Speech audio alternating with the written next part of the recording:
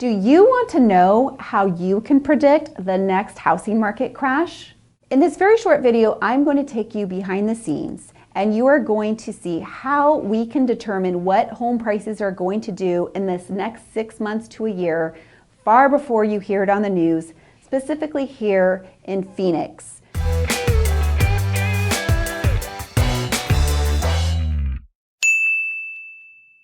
Now, if you're watching this video, you may have been looking at other news articles, and they're probably negative because why else would you be reading the article? And that national article might have nothing to do with Arizona. We might be performing completely differently than Texas or Connecticut or California. But it all comes down to basic economics, supply and demand. And prices don't crash overnight. And I'm going to show you what we look at that allows us to predict what prices are going to do over the course of the next 6 months to a year. There have been a lot of concerns, especially as of late, that we're in another housing market crash like we were in 2008. But I'm going to show you that we could have predicted 2008 years before that happened. And I'm also going to show you the differences of what we have today. If you look at this black line here, this black line is what we call the Cromford Index. This is a local economist here in Phoenix who breaks down all of the statistics here in the Phoenix metro. And this measures supply and demand. And so we can see that demand was going way up. This is early 2005, but you can see early 2005 rapidly dropping. So what was the problem here? We actually did not see prices really take into effect until 2008. That was 3 years before demand had dropped. Supply had gone up.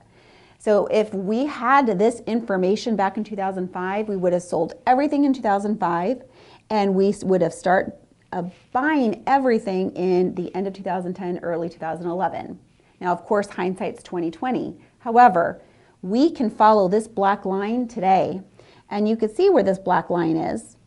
And so we're looking at this black line. This black line did go up, no sharp increase like we saw in 2005, and it did go down. But I'm going to show you in the next slide here what the big difference was between 2008 and today. So this red line here is supply, the green line is demand. And when supply and demand meet, we're in a balanced market. When supply is high and demand is low, that is when prices go down. When demand is high and supply is low, that is when prices go up. So in 2001, we saw it was pretty balanced up until 2005. In 2005, we saw demand go up, but we saw supply plummet. But what did happen in 2005? People were putting their homes on the market. There was a lot of sales, and that's when prices were appreciating. This supply has never come up, but what this was caused by was overbuilding. There was a lot of false demand. It wasn't real demand. People weren't living in these homes. There was actually tens of thousands of vacant houses back in 2008. So it was false demand, not real demand, and we actually had way more supply than the people that were living here. However, if you follow this red line down and where the red line is at today, the problem that we continue to have here is there are not enough homes for even the existing amount of people we've had. We've been underbuilding for years. We're running out of land. It's more expensive to build. Supply, even amidst the conditions we're in now, continues to lower. We are at 45% below supply of what normal supply is. And this has just been a problem. And if you look, we've actually experienced this problem since 2012. And we have not been able to solve this problem. Demand hasn't really gone up. It's been if you see these two red and green lines here, they're pretty close together. We don't see these huge contrasts that we saw back in the huge recession that was really housing market specific. So what are the takeaways here? We're not in the market in 2008. We have real demand, not false demand. We have undersupply, not too much supply. And we have no way to solve these problems overnight. We are arguably one of the hottest real estate markets in the entire nation. We have a lot of relocation, real people living here, moving here. So unless we find a way to cheaply build the tens of thousands of homes that we need to build, which is not, we're still not building fast enough, or if people just stop wanting to move here for some reason, and I don't know why, because love Phoenix, then we're going to not see this sharp decrease. If anything, we can see 6 months to a year in advance what prices might do. But we have been in a pretty stable market, not a skyrocketing high, but a pretty stable market since 2012.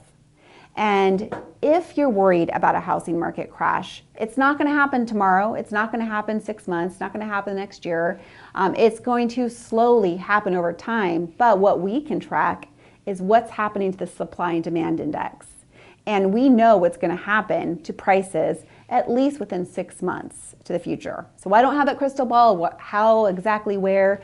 We know that the trends are strong. And one of the biggest trends that is helping our prices stay stable is the fact that we are 50% below inventory and supply, and people are moving here. We have real demand moving here every day. I hope you found this information valuable of how to track supply and demand so that you can predict the next housing market crash, specifically here in Phoenix. Hope you found this information valuable, and if you would please like, comment, subscribe. I really appreciate it. Love putting content out there, and I'll catch you on the next housing market update.